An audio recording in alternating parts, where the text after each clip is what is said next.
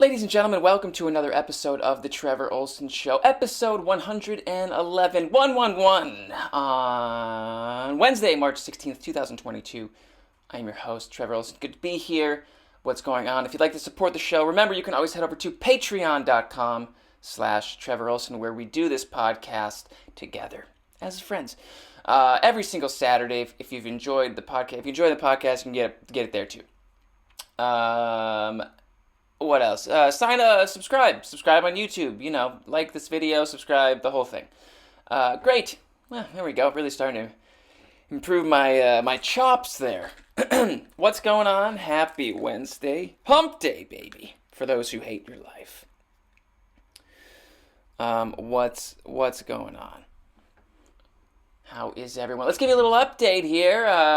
Last time I was on, I think it was Saturday.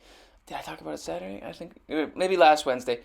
I talked about my stuff at the gym being stolen and rifled through and luckily recovered from some sociopath who broke my lock and just decided that my stuff was his stuff. But fortunately, this criminal was kind enough to go, no, I want this guy to have his stuff back. So it's my stuff again. And since there was no cash in there, it's now mine. If there was cash, it would have been his. It would have been as simple as that. But no more break-ins in the locker room. Although I come outside the gym, and a vehicle right next to mine has the window shattered, a purse missing, and a woman in tears, losing her mind. I walked over, and this is literally what I said. I just went, "Oh man!" I was like, "Hi."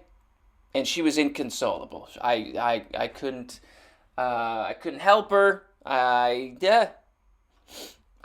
thought about it later on, like what could I have done? I could have called the police for her. I could have put an arm around her shoulder. I don't know, she probably would have pepper sprayed me. She was in such a frantic state. And then I was like, well, if I call the police, maybe I'm going to have to be involved, and that's just going to take up my time. And sorry, I'm adjusting levels here. And time's valuable, and this lady's purse was already stolen, and this other Asian woman came up and was trying to help her, and we both were, but we were of no use. And so she was just screaming and crying. She's like, they put me into debt. And granted, it's fair that she was very upset. And they were spending her money, so she was calling and canceling her credit cards, her debit cards, all of her bank information. She was freezing, and it was just reassuring living here. It was good. It was good to come out and see a good shattered window. You need a shattered window every once in a while to kind of wake you up and go, that's right, we're living amongst psychos. We're living amongst the crazies out here in this lawless, policeless state. So I was going to go to the owner of the gym, to somebody, and be like, you guys, listen, I know someone who's had their bike stolen.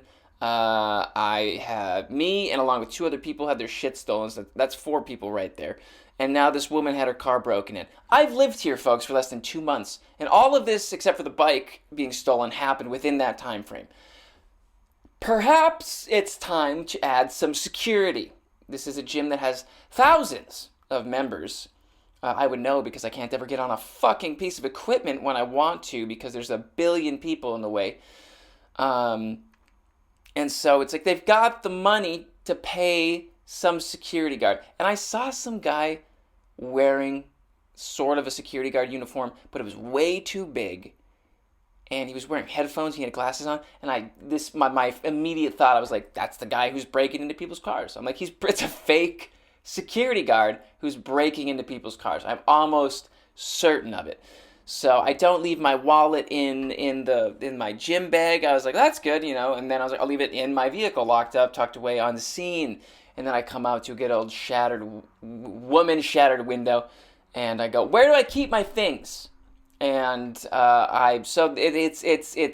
surprisingly enough, it's leaned me in the direction. It's pushed me over into the direction of the microchip. I'm ready to get chipped, folks.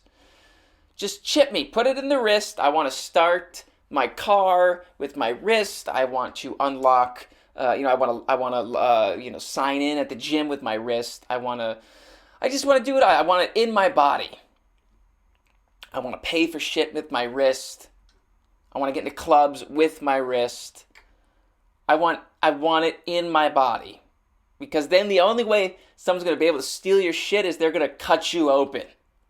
They're going to cut you open and grab your chip.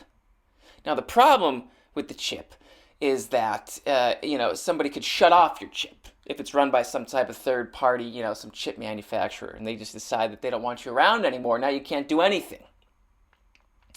Now you can't do anything because they shut your chip off. So it needs to be like crypto, although crypto's already failing in that regard because third parties are constantly trying to get involved. It needs to be encrypted, and it needs to have nobody should be able to access your chip except you. Nobody. It's like the WhatsApp messages. They give a nice little memo when you're messaging. They're like, hey, just so you know, we're not spying on your shit. This is encrypted. We can't see it. So we need that just in our wrists. We need an encrypted chip because I just don't know. I don't know where to keep my things. I don't know where to keep my stuff. Do I get a phone case that keeps my license and my credit cards and stuff like that? Do I keep it on the phone? But then if you lose the phone, you lose everything. And I have lost my phone just once and recovered it. But the wallet, I can't have a wallet shoved. I'm at the gym, I'm wearing sweatpants. It's going to fall out. I'm going to run with a wallet flopping around, banging against my thigh. It's uncomfortable. It's big. Like, I don't want to carry a bag around. I'm not a purse guy. So I just don't know where to keep my things. So I'm up for the chip. I'm up for the chip. I never thought I'd get there, folks. I didn't think I would get to the chip so quickly, but it just took a couple break-ins, a couple, home invasion nearby. It just took a little bit of crime for me to go, chip me. So, yeah, so feeling very reassured out here. Yeah, it's like, a month and a half, home invasion nearby, break-ins, fucking, I heard somebody howling at the moon the other night, just a horrifying scream. And which just really sent chills up my spine. And I went, why did I come here? Oh, that's right, the music scene, that's right, okay. Is it worth it? I'm not sure. So, it's going well out here in Los Angeles, California, folks. Everything's going to be fine once they chip us. Everything's going to be fine when they chip us. Just don't fight it. Don't fight it. Let them just fucking... You already got 4 jabs this year. Take one more to the wrist. I bet everybody who's like quadruple jab, they'd be totally for the chip. Everyone who's like quadruple vax. Listen, I've got no problems with vaccines, and I'm very over I'm over it all. I'm over it. We're over it. And but I remember somebody I've worked with. He was dead serious too. He's like, I'm triple vaxxed. I'm like, fucking triple? you just keep going? And they have lifted the mask mandate out here in California, praise God. They have lifted the mask mandate, and still a shocking number of people wearing those things on their face. I don't know if I think it's just habit. I think they just forget it's there. They're wearing them on their chins. They're wearing them in their cars. They're wearing them when they're hiking alone. You don't have to wear them anymore, and people just keep wearing them. I think it's probably never going away in some places. There's always going to be somebody who's just masked up and octupled. I don't know how to say the 8 times vaxxed. So yeah, nice little update out here in California. Mask mandate lifted while crime soars, and we're hoping to get chipped. Hoping to get chipped out here, folks. By the way, for those of you just tuning in who have previously only watched the Talking Alfred's Ferry episodes, this is typically the normal show. I just ramble and rant off the top with no plan. But here, let's jump into. I've got some good news here. Some good news here for us. That's fun. So. All right, let's start off with this one. Cruise ship runs aground during Caribbean cruise. People are just trying to have a good time. They're trying to get back to some semblance of normalcy. They want to buy a $49 cruise and get on the water. They want to bring that extra fucking cooler with. They want to bring that extra bottle of booze because they can't afford it at the bar. And they just want to have a good time and soak in the sun and get fucking hammered and tan. And they can't even do that well out in the Caribbean right here. Just as passengers were feeling safe to get back in the virus-filled water. What? The virus is in the water. What does that mean? Hold on. We don't read things before the show here, folks. I'm reading this correctly. I'll just go with it. Just as passengers were feeling safe to get back in the virus-filled water, coronavirus spreading throughout the oceans, a new problem has struck the cruise industry. In this case, literally, with a 164,000-ton ship running aground in the Dominican Republic. Norwegian Escape, a 2015 built megaship, which can accommodate over 4,000 slobs, 4,000 passengers, hit the seabed as it pulled away from the Puerto Rico Plata in the Dominican Republic on Monday, damaging the ship's hull. Can you imagine the frustration that the engineers would feel, the people who built that ship? I can only imagine how long it takes to build what they call it? Mega something or other. Mega ship? Is that what they called it? Mega ship. A 2015 built mega ship. Well, they've got that shit figured out. But it is massive, folks. It is massive. And some drunk captain smashes into ground with it. He probably had the virus, probably made him an insane person. The rest of the cruise has now been canceled. These people are disappointed.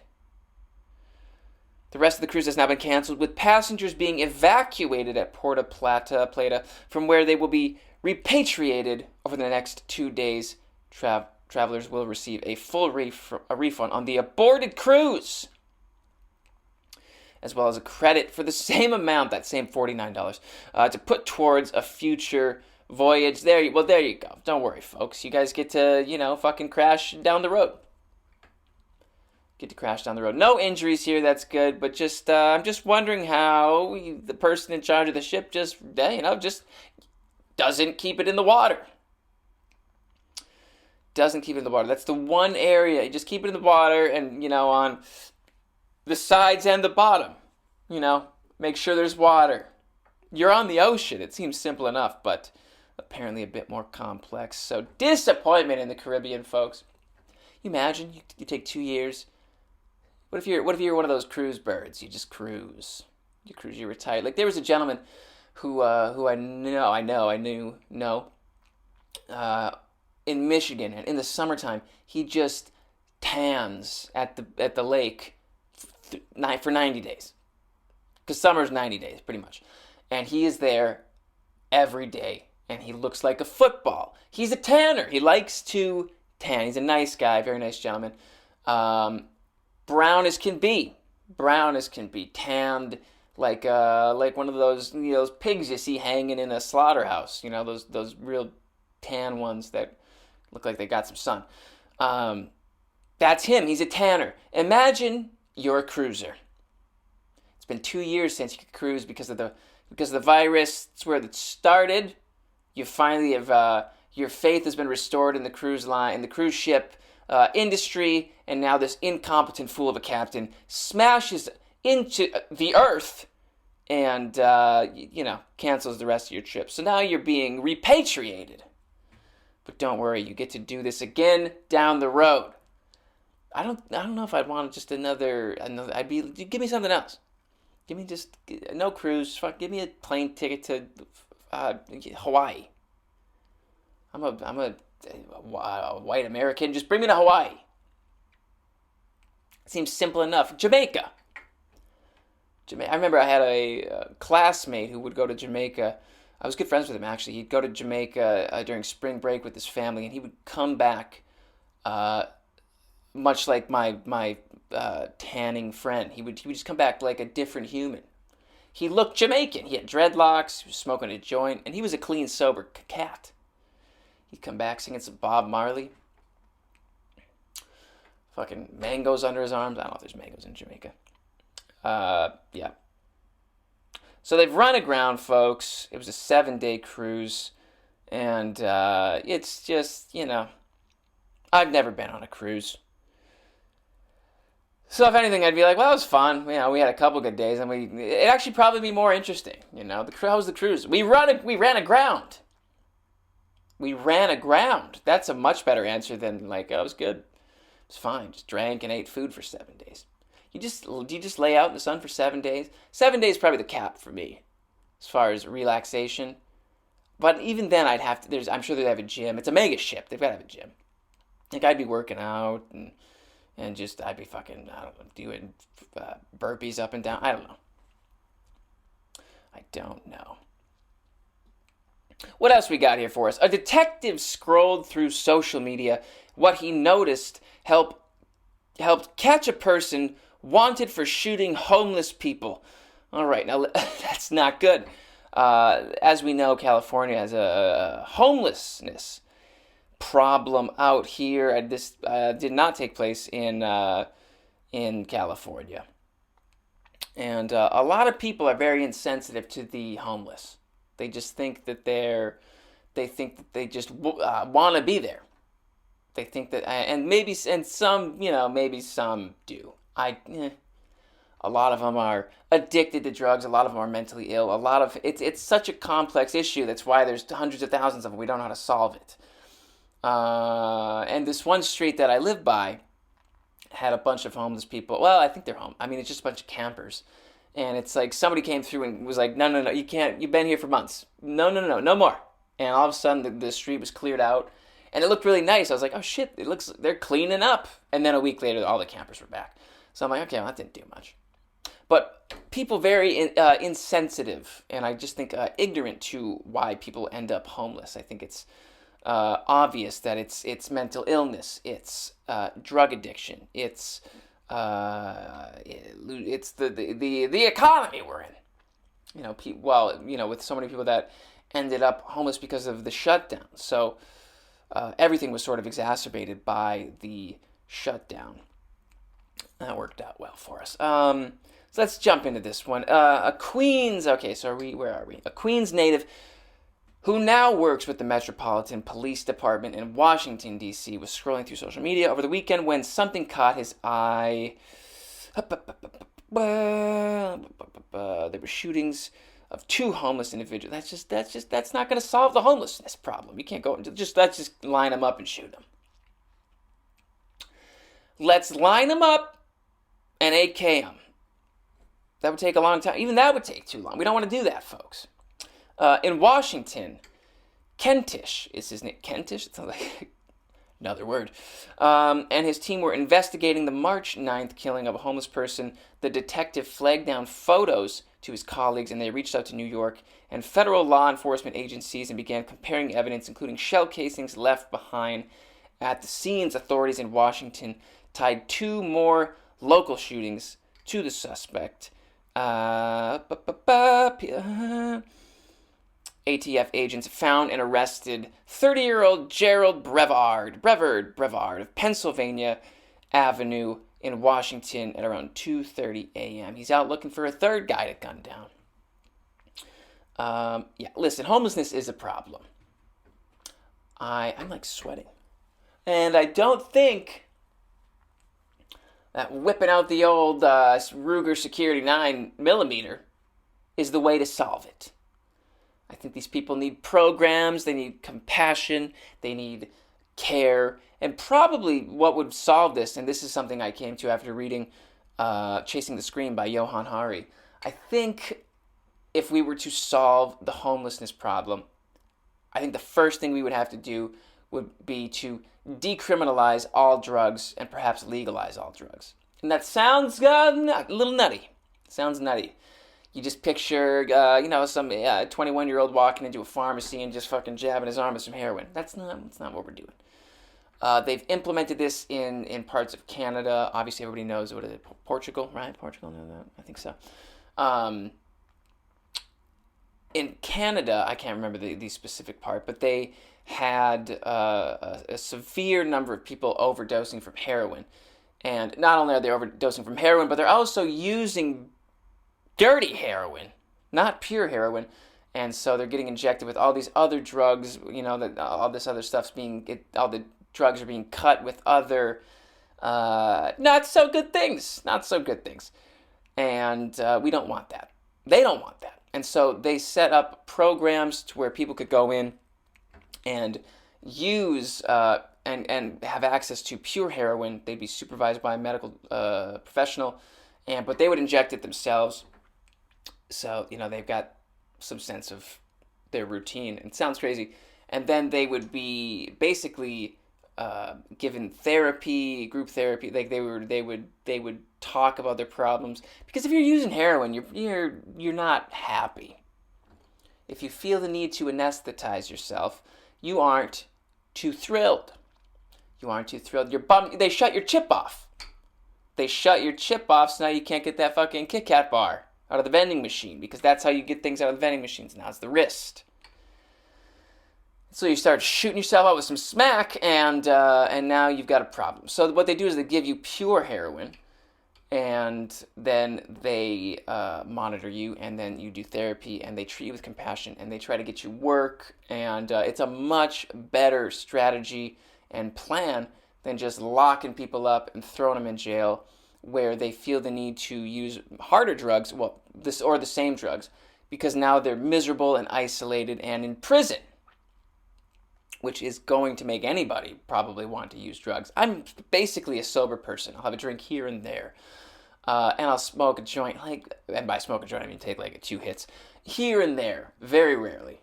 And even if I was in jail, I'm sure I would feel the urge to be like, all right, this sucks. Here I am.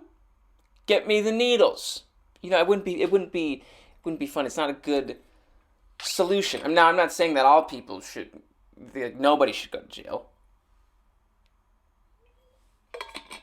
But like real criminals should, like murderers and rapists, and we don't want those people just running around doing what they like to do. But if somebody's got a drug addiction, then it seems that we could implement some sort of strategy. Why don't we just give them a heroin chip? Give them a chip in the other wrist. Chip them. Every 24 hours, a little bit of heroin gets right into the bloodstream. They get their fix. They're able to work. Like they're in Johann Hari's Chasing the Scream. It's really interesting. Like there's people who use heroin totally and function. They use heroin every day, and they work a normal job, and they raise a family, and they're relatively good people. So I think we have this sort of, what we do, we have this distorted perspective of drug users. We kind of view them as almost as non-human in a very, very non-compassionate way. And I've been guilty of that as well. Like my go-to mentality is, this person messed up their own life, and they're choosing to do this, so it's their fault, and they need to fix it. And I definitely, I still feel my mind going there. I still feel strong judgment if I don't check it, I suppose. But after reading that book, that really changed my perspective. And I think if we were to fix the homeless issue, rather, instead of gunning them down like Gerald Brevard, may those 2 gentlemen rest in peace. I think women, gentlemen, homeless people.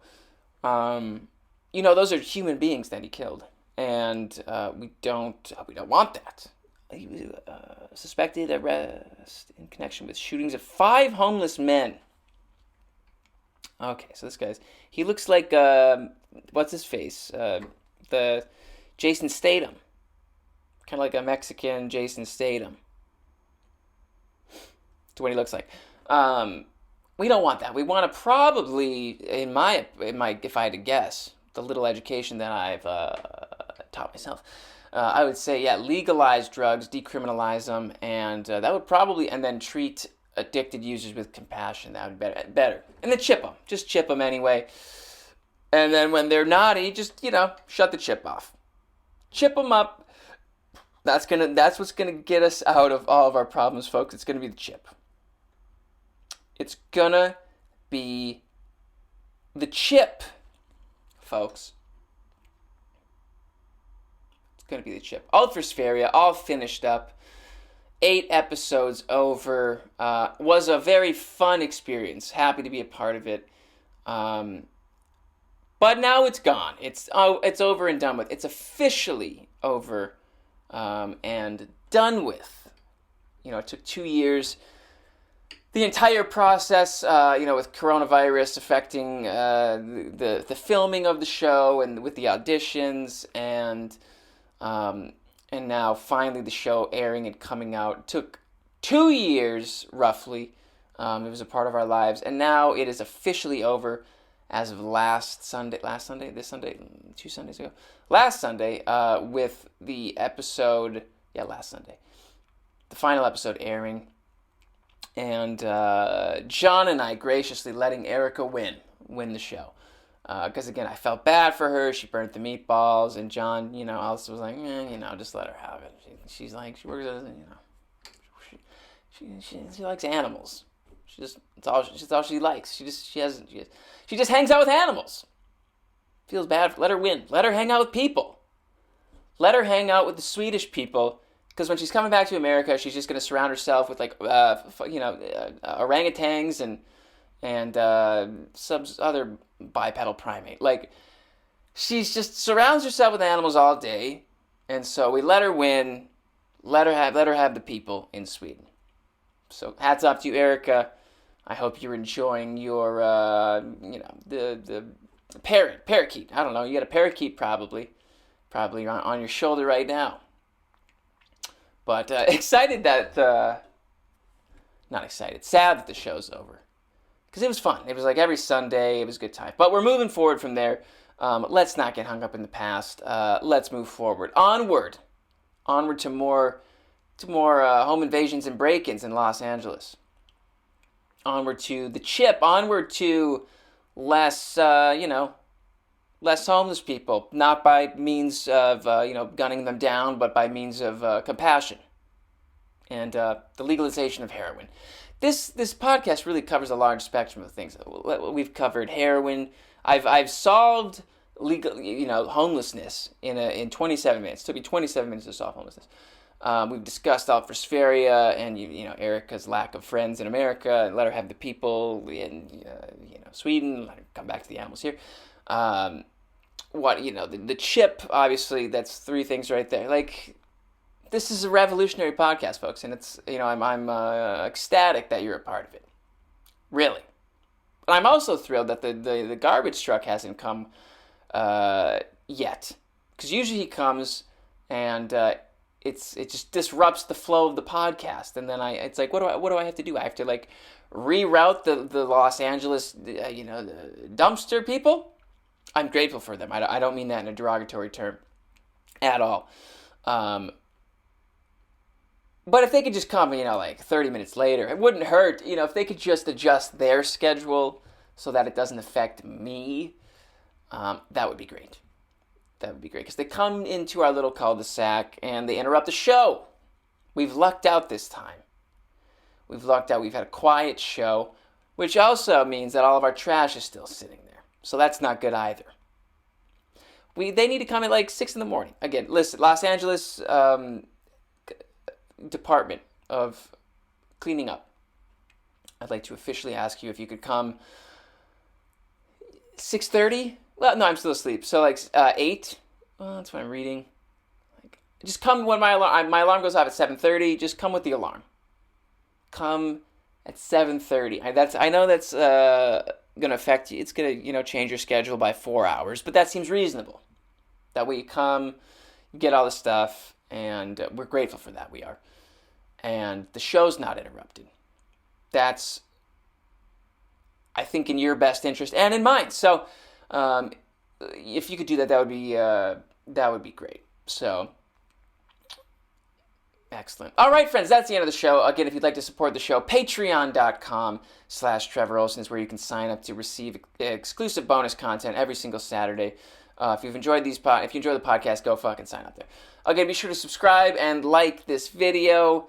And thanks so much, as always, for tuning in. We will be back on Saturday on Patreon, and then, of course, every Wednesday for free on YouTube. Be sure to go check out Friday Night. Be sure to check out The Lucky Ones, all on Spotify. The Lucky Ones doing very well, closing in on 30,000 plays in just over a week. So getting lots of listeners there who seem to be enjoying the track, which is great. And be sure to add those to your playlists and download them and buy them and all that stuff. So thank you so much. Keep doing your thing. Keep moving forward. And we'll see you next time.